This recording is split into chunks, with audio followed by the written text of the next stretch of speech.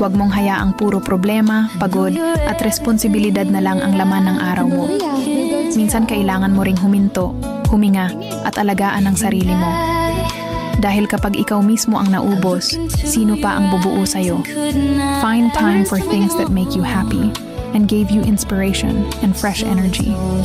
Tandaan mo, ang health mo ay nakadepende rin sa happiness mo. Kaya, enjoy life, appreciate little moments, and protect your peace.